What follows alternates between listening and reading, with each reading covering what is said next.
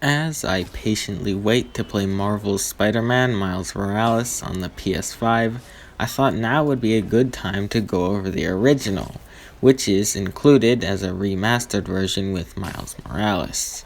Regarded as one of the best PS4 exclusives, it's very surprising that it took me this long to finally try it out. At this point, I had been dying to finally play it based on how much praise it seems to get. Alas, to be honest, it really didn't stand up to all the acclaim it earns in my opinion. Believe me, even I was surprised by how conflicted I feel about it. So, with that, let's get into this review of Marvel's Spider-Man.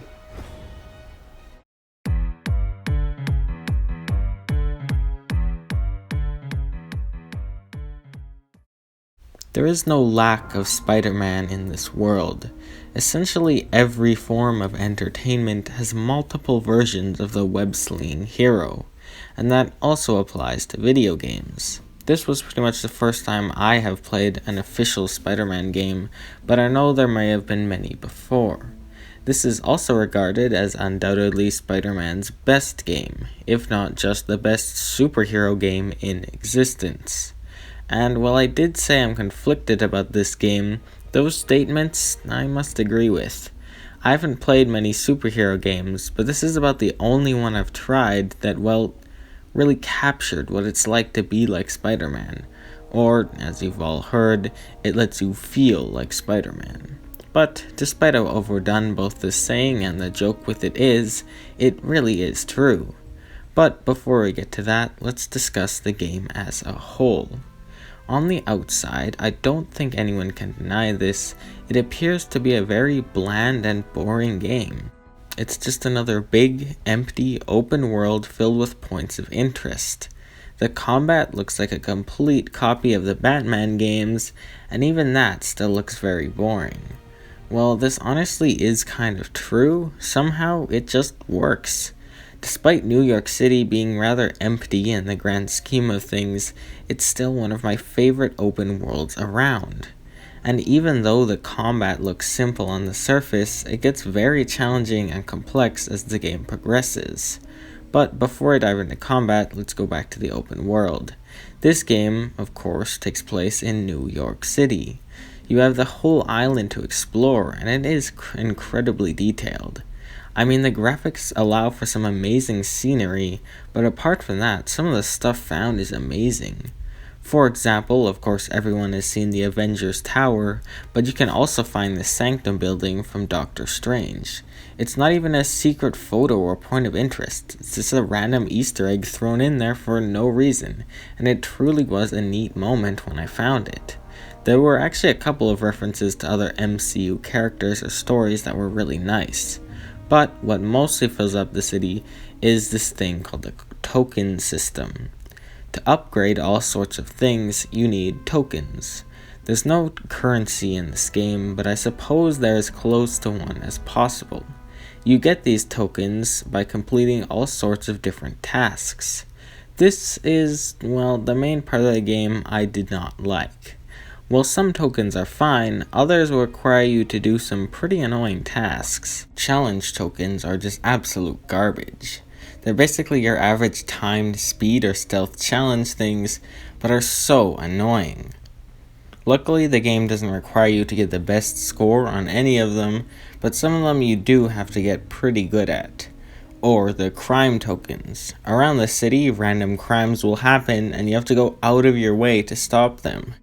They were okay at first, but to complete all the districts to get the platinum and 100% this game, which I did, you have to do so many of these, and they can be difficult to get to even appear. I swear, I spent like 5 hours just running around the city until a stupid crime would finally appear. As a whole, the token system is okay and actually a breath of fresh air. It's pretty unique, but really is what mainly fills up the map and your time in this game. Probably one of my favorite features to this game is the camera. Now, I don't just mean photo mode, which I'm glad to say is included and has tons of amazing features like the selfie mode.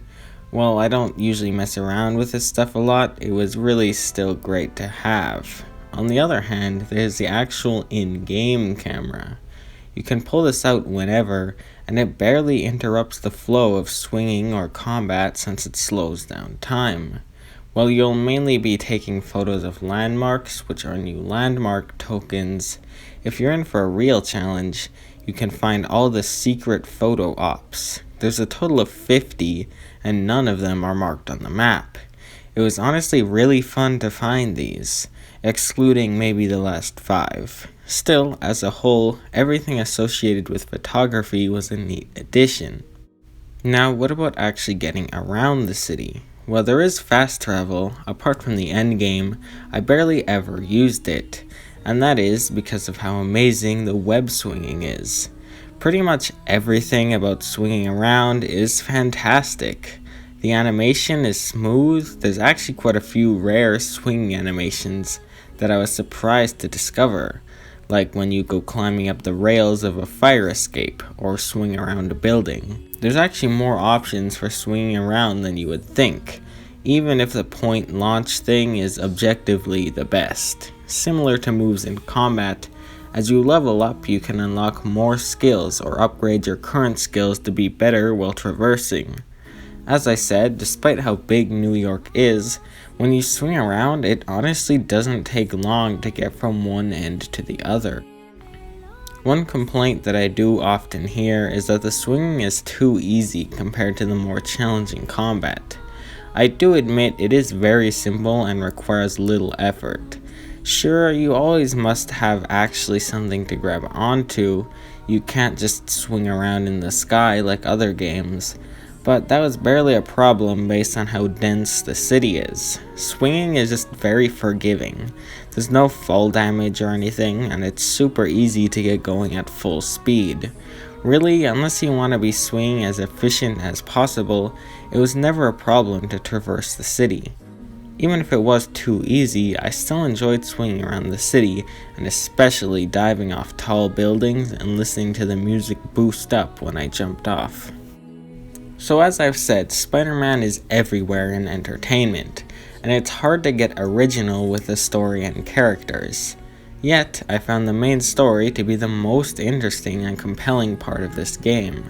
The story is actually very unique, and I just love all the characters.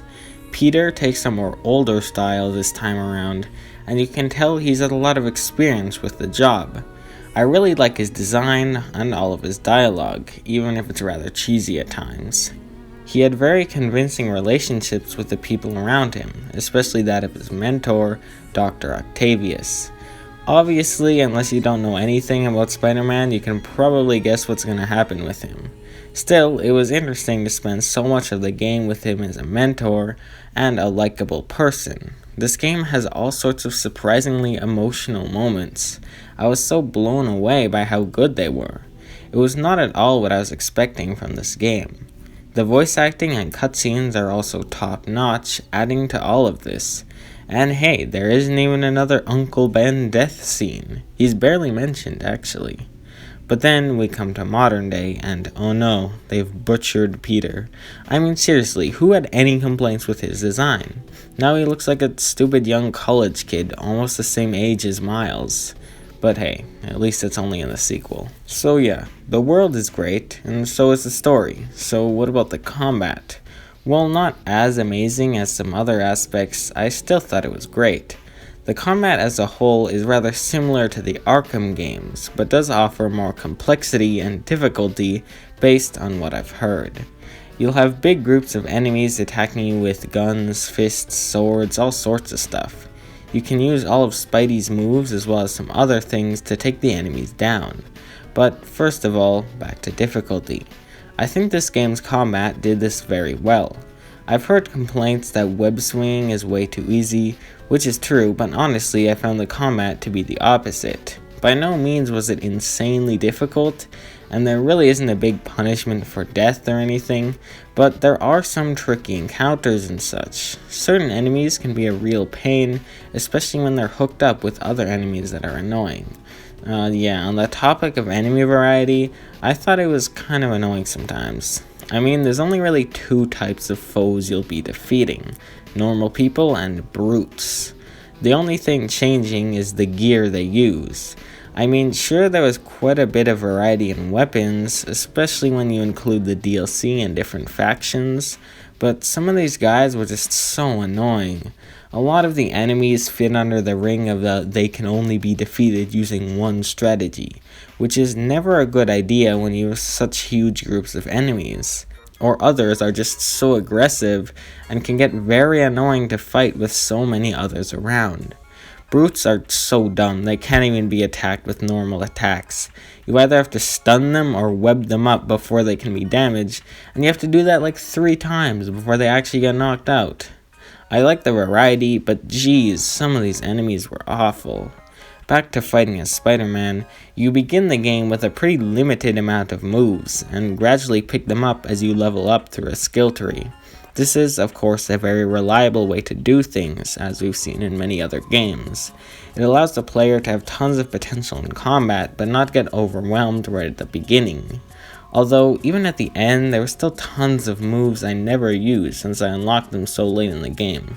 But despite if I've made the combat sound bad or not, I really did like the style and detail put into it. Spider-Man always feels awesome to play as, with the amazing and satisfying finishers, or the really stupid but also entertaining stuff he says during combat. As I said earlier, you can also defeat enemies by means other than just your basic moves. One of those things is gadgets.